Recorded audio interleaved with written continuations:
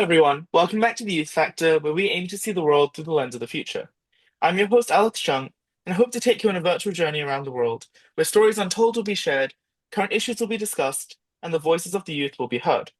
In this season, we will explore often complex and multifaceted topics in hopes of exercising free speech and cultural exchange. Today, we'll be discussing the hot topic of sustainability and youth activism. I would like to invite our guest, Sara Lindquist. Sara is from Denmark and an alum from Chun United World Colleges in Hong Kong. She's a recipient of the Kiwanis Sustainability Award in 2024 and was involved in several sustainability projects on campus, as well as being involved in the Coral Monitoring Group as well. Welcome, Sara. Could you please begin by briefly introducing yourself? Thanks, Alex, and thank you for your kind introduction. So, yes, I'm Sarah. I'm born and raised in Denmark, but then I moved to Hong Kong when I was 17 to start my studies at Chun United World College, the IB. I lived there for 2 years, where I met a lot of great people from around the world and broadened my perspective about the world and cultures. And now I'm living in Melbourne for a few months before moving back to Denmark to hopefully start my studies. Yeah. So, just to begin, I kind of want to understand your background and relationship when it comes to sustainability. Firstly, when did this sort of interest in sustainability and activism begin, and what sort of projects and activities have you been involved in? Yeah, so I actually don't remember when I started getting involved in sustainability and Mhm, why I developed this interest. I guess it just slowly came along when I became aware of the world around me. But I've always wanted to help people, and I think mhm, coming from Denmark, which is I think it's a privileged background, and I'm aware of that. I think I kind of have a responsibility to help people because yeah, I come from a country with a good education and resources. mhm. So I really would like to help people, and then I just dived into the aspect of sustainability and environmental friendly actions. So I mean, in Denmark, I did some volunteer work, but it was only first when I came to Hong Kong that I truly Mhm. started to be more active and serious about sustainable projects. So I was a part of the sustainability committee at the campus, where I did some I helped organize some sustainability promoting events like the UWC days, and I was one of the founders of our swap shop, which was a Mhm. secondhand shop without the financial aspect. Yeah. Very well Um, utilized as well by all the students. Thank you. And I also really enjoyed being part of the CAS activity Coral Monitoring or Marine Mm, Sustainability, where we got divers licenses so that we can survey the corals of Hong Kong and the Philippines. mm, We did some beach cleanups and mangrove planting and nursing. And also, we were a part of a jellyfish project because jellyfish wow. are an indicator species of climate or ecosystem changes. So we had a lot of Mm, fun, and I think we did a lot of meaningful projects. They were small scale, of course, but they were also mm. a part of starting this journey of being sustainable and being of help in the world. Fine. I mean, you just mentioned about your trip to the Philippines, which I'm aware of. Tell me more about what you kind of did there, because I heard from like peers around, but I'm sure like people who's listening would love to hear more about very unique opportunity to be, like diving in probably one of the cleanest waters on the planet right now, right? Definitely, it was beautiful, unbelievable, honestly.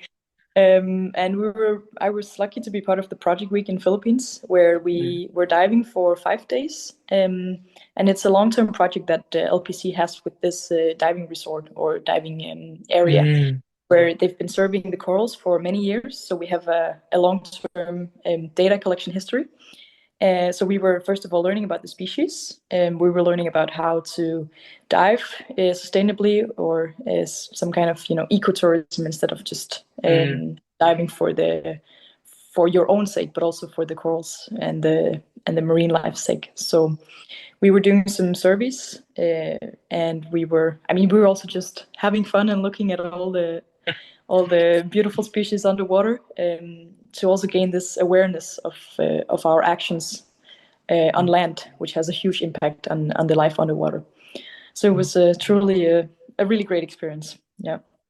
Sounds great. The kind of next question I think is like, I feel like this question is only, we're able to do this question because it's you, and you've had the background and experience. So you've lived in Denmark, Hong Kong, and Australia right now, which I mean, not many people at your age would be living in this many places. But also, these are three very, very different states. If we look at in terms of their environmental policy, in terms of the climate, what noticeable differences did you find between the kind of three countries you've lived in when it comes to sustainability, or what you just kind of notice about how much people care about the environment, for example? Yeah, so they definitely are three different places, but I think one thing they all have in common is that they're all pretty resourceful or wealthy countries or wealthy states. Mm, So what I've seen in all three places is this awareness. Definitely, there's a big awareness of the environment and climate change, but also with the resources, a lot of consumption follows. mm, So in Denmark, where I've spent most of my time, I think we're pretty green-minded. I mean, we want to be sustainable and we want to be a leading nation in developing sustainable solutions to climate change. Um, and I think because we have the economic resources to do so, we are also, I think, doing our best. Definitely, we're almost only 6 million people, so our actions doesn't really change a lot in the world. But I mean, better to do mm, something than nothing. But we also consume a lot. I mean, Denmark's Earth Overshoot Day is in March, which is just horrible. um, mm, but I think one reason for our consumption is also that we are not very resourceful with our natural resources. I mean, we don't have a lot of natural resources, mm, so we have to import a lot, which just makes our level of consumption, yeah, bigger. mm, But I also see a lot of projects and a lot of action going on. mm. We There's currently the construction of a huge energy island in the North Sea because of Oh, yeah, we there's a lot of wind, so better to take advantage of that. for sure. That's gonna power a lot of houses. But there's Wow. also this government plan. It's called Ministry for Green Transition, where Hmm. before 2045 they want to plant 1 billion trees, which I think uh, might be a bit ambitious. Mm, But I mean, again, it's probably better to do something than nothing. And they also want to put some carbon taxes on farmers, which mm. well, there are a lot of aspects to that, but yeah, it's some kind Be of very action. controversial, Yeah, yeah, controversial sort of thing. Must be a definitely. lot of resistance from the farmer's end. Yeah. Yeah. I mean, of course, there's the knowledge that we need to do something, but also it's a lot of this not in my backyard. I mean, it's nice to do things, but would you please leave me out of the out of the Mm, question? But yeah, that's how it is. And in Hong Kong, I think, I mean, so many more people on a much smaller mm, space than Denmark. So I saw more congestion and more pollution, definitely in everyday mm, life. A lot of waste as well that needs to be managed. But there are also these waste management projects where they wanted mm, to, yeah, make energy out of the waste more mm, sustainably.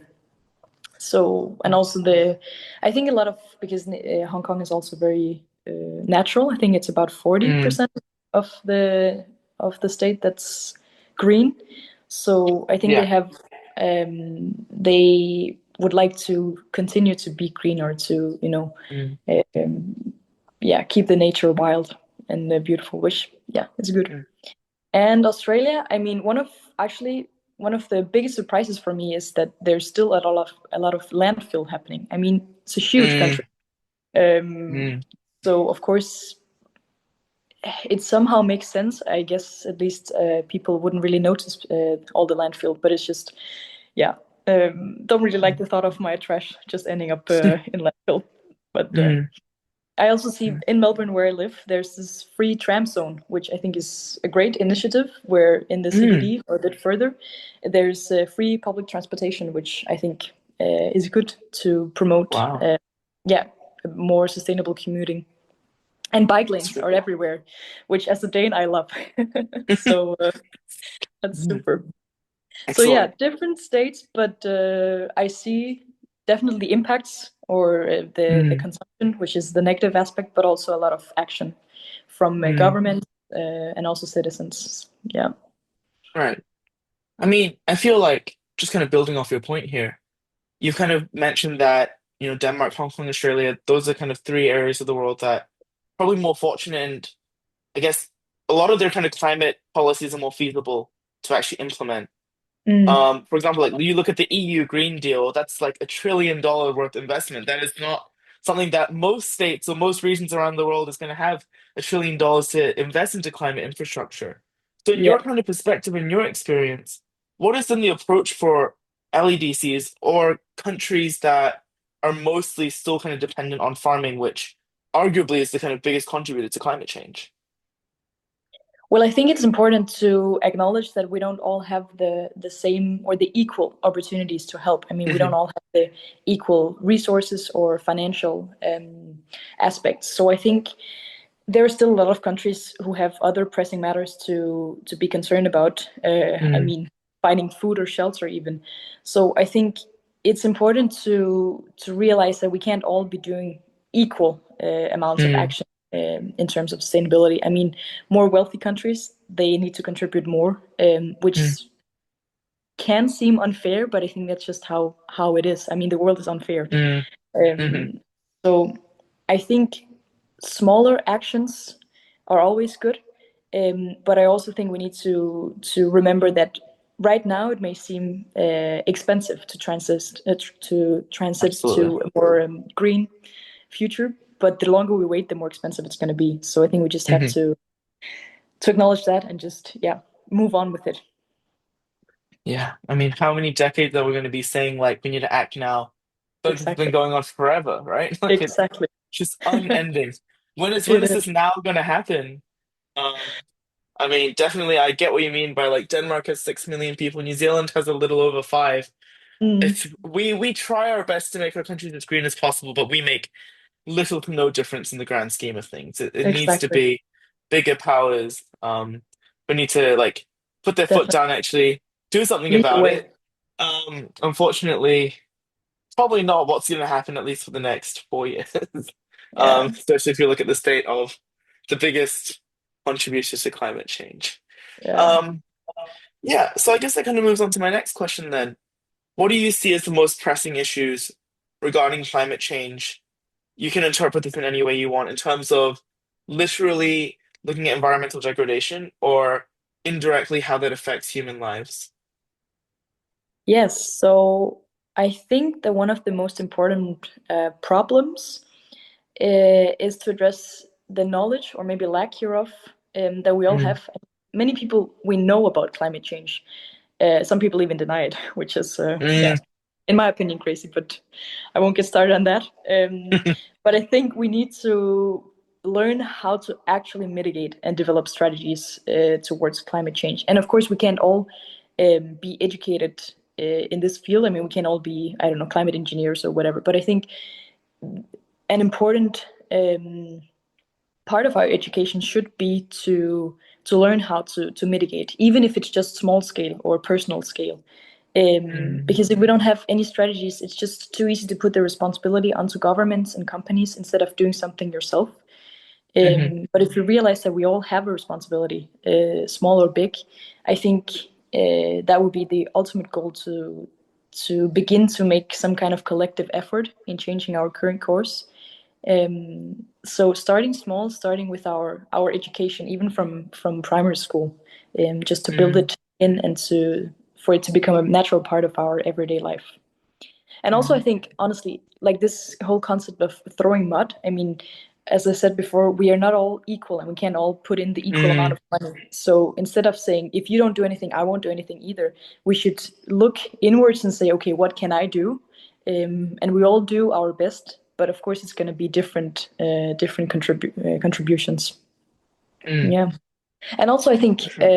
lastly that this notion of doing something, for example, by carbon offsetting, is a bit uh, I don't know, maybe not misunderstood, but just if you pay someone to carbon offset and pay someone to maybe plant some trees so that you can do something else, I think it's kind of putting responsibility onto someone else and then saying Mm, that I did my part, so now I'm good. Now somebody else can do it. Also, just I don't know, thinking that just by recycling my waste means better than not recycling, but thinking that now I did Mm, my part, I don't have to do anything more, is I don't think it's good enough. I think we should do more and be more conscious about our own actions. mm, Um, absolutely. I think a lot of the time people do one thing and say that then that counteracts every form of like yeah, unsustainable thing you do just by doing that one action. yeah, But I mean, definitely. there are a lot of people, and at least a lot of people I've met, and I'm sure there's a lot of people that you've met who kind of put up the argument, well, what is that like one extra plastic straw gonna do? Like, what Yeah, is that like one extra, like, it's not going to contribute anything to the climate crisis. What's your counterclaim to that? Those people who are aware of climate change as a concept, probably aware that sustainability needs to be something they need to do, but is not convinced that their like contribution is going to do anything. yeah. I think, I mean, sometimes when I hear this, I remember my brother. He came home from boarding school once, Hmm. saying they have a rule that's, I think it's called the 100 rule. So when they were doing something that was a bit out of the rules, the teachers would say, "Okay, you did it, but what if 100 people did it?" To make people Mm, think about the fact that, okay, maybe if I use one more plastic straw, it's not going to do a lot. But what if 5 million people will use another plastic straw? It's a lot of plastic. So I think yes. this whole awareness of, yes, you're only one person and you alone doing it is not going to change a lot. Mm, Um, but when everybody does it, it does change a lot. And it goes both ways. If I use plastic and everybody uses plastic, it won't be, I mean, it will be a bigger problem. And also the other way is saying that, but if I do something about the climate, it's not going to help a lot because I'm the only one doing it. Yeah, but if everybody did it, then it would help a lot. mm, So I think we need to understand that our actions, they may be small because we're only one person or one human, but when we all do something, it's going to make a difference, either negative or for sure. positive. Sure. Absolutely. Yeah. Yeah, okay. Let's move on to our next question. I have a couple of more like follow-ups to do. How do you think this kind of climate change sustainability question is going to affect, well, right now I'm going to phrase it as a youth generation, but in easy terms, us, right? In terms of obviously the important things of food security is one thing, but also just employment, economic and technological development, and anything else really. What is this kind of, I guess we have a responsibility to play, but what is the kind of payoff here? Well, I think, I mean, obviously, sustainability, both environmentally, but also economically and socially, or social, Hmm. it's becoming a bigger and bigger part of our everyday life, at work, at home, in companies, even on political levels. And I think, especially because we live in such an interconnected world, we're all gonna either pay or benefit from this.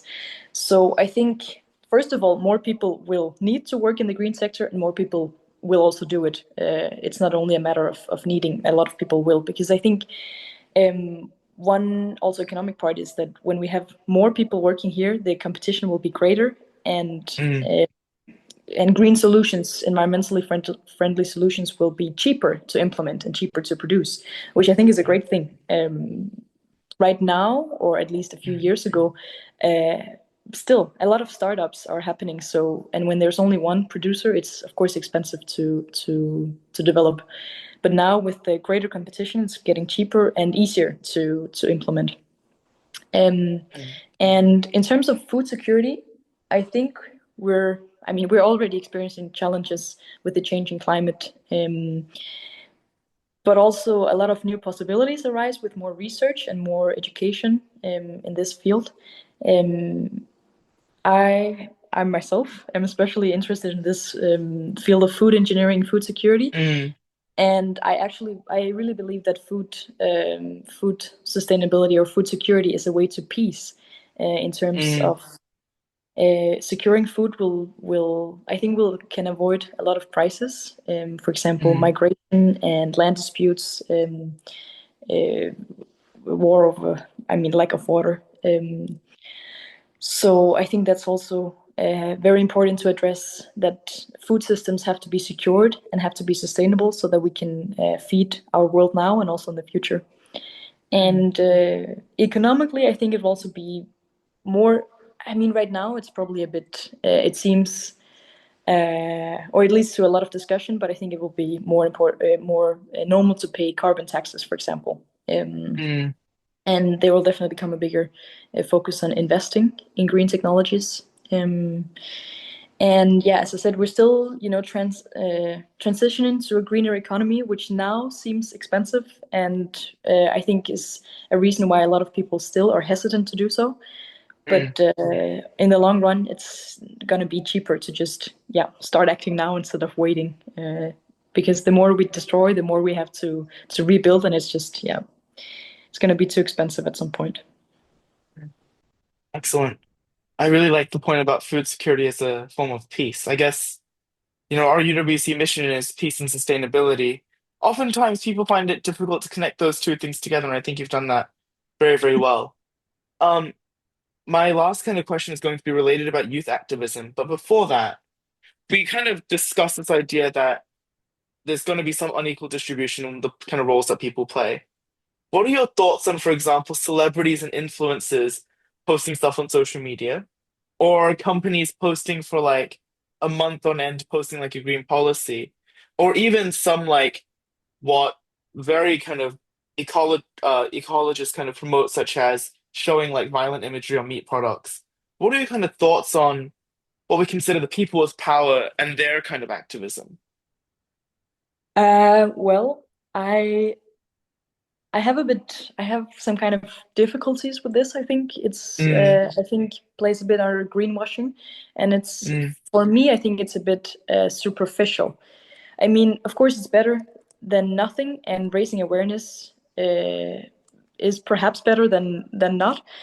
But mm, again, I think it's a bit, using social media to promote this issue is somehow superficial, I would say, because you post something and then you kind of say, okay, now I did my part. Now it's up to other people to do more.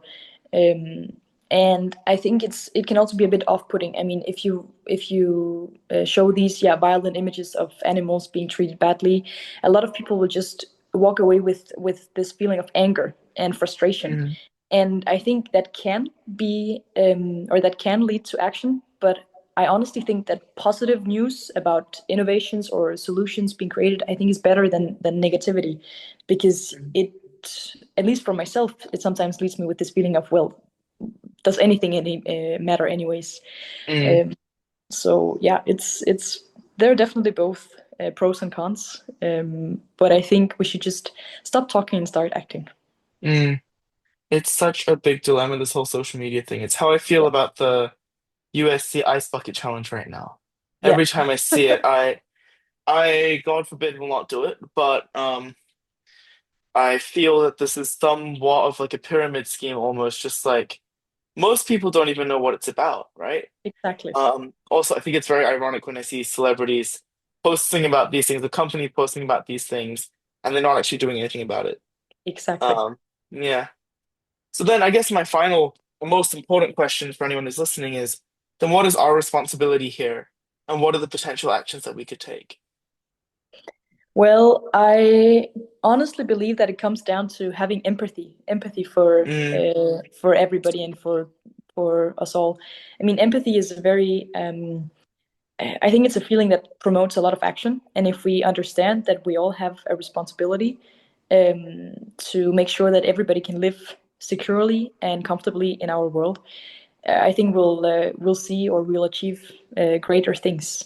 So by realizing that, to be part of the solution is necessary, and mm, unfortunately, we don't all have the same resources, but we all need to do something to secure our generation and future generations. for Um, sure.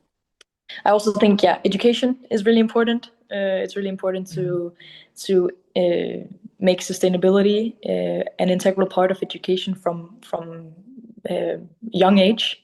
absolutely.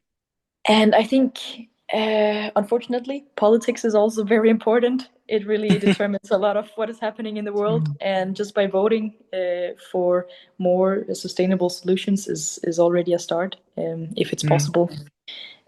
So I think by making it a more natural aspect of our life, being sustainable is not going to feel as much as a burden, but more like just the responsibility we all need to take in order to live here peacefully. So I think, yeah, just by doing something, you're already doing or taking one step towards being more environmentally friendly.